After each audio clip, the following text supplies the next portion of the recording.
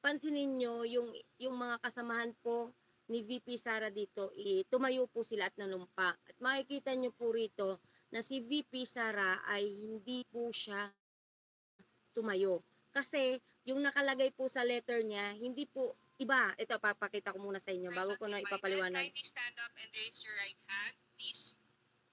Ayan, tatayo na sila. Representative and resource persons from the Office of the Vice President. Ayun si VP Sara na sa gilid. Thank you, ma'am. Mr. Chair. Ayan, nagsalita na si VP. Yes, when you sent a letter to the Office of the Vice President, you attached a copy of the rules in aid of legislation. Yes po. Yes, sir. Nakalagay po doon na witnesses lang po ang ino-oath. Sabi niyo po ngayon sa amin, resource persons kami. Ang ano po, considered as resource person po. Ang ano po? Kayo po. Kaya nga po. Yes po. Lahat po ino-oath po. Yes. Apo. Nakalagay po sa rules ninyo, witnesses. Nakalagay po dito ngayon sa table, resource persons. Lahat po considered as resource person and witness. Lahat po naman kayo, lahat resource person pa eh. Wala pa naman po tayong tinatawag na lahat po considered as resource person pa lang po. Right.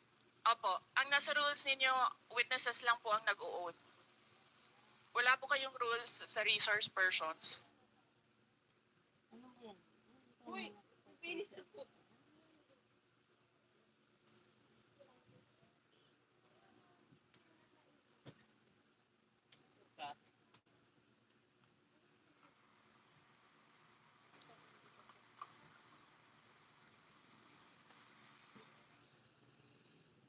Wala po kayong rules sa resource persons.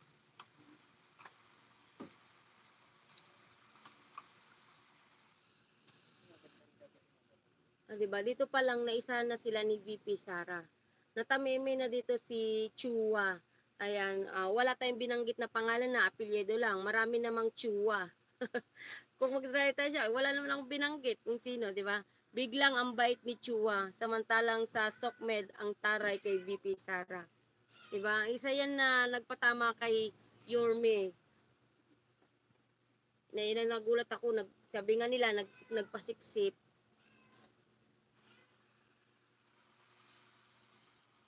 O ngayon, natamimi silang lahat.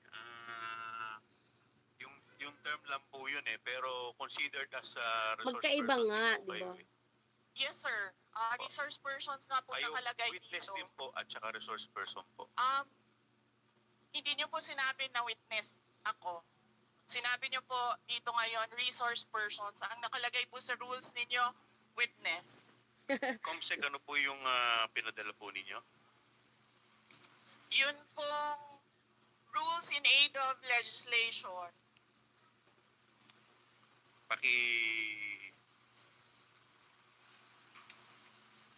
Mr. Chair, point of order.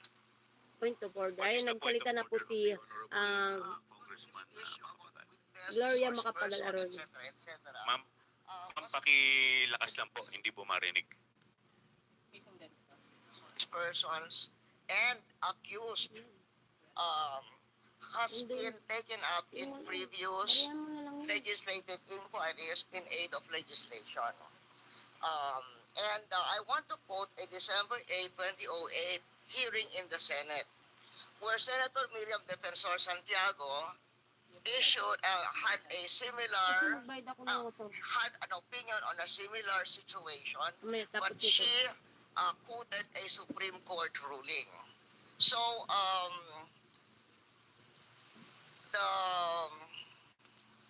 the Constitution provides that no person shall be compelled to be a witness against himself. The Supreme Court has repeatedly emphasized that there is a difference between a mere witness and the accused. And it can appear from statements Rainer and Miranda, privileged good evening, speeches Mama Ne, good that there evening is din sa'yo. that a person who is the subject matter of an adverse privileged speech is not a mere witness or a mere person of interest.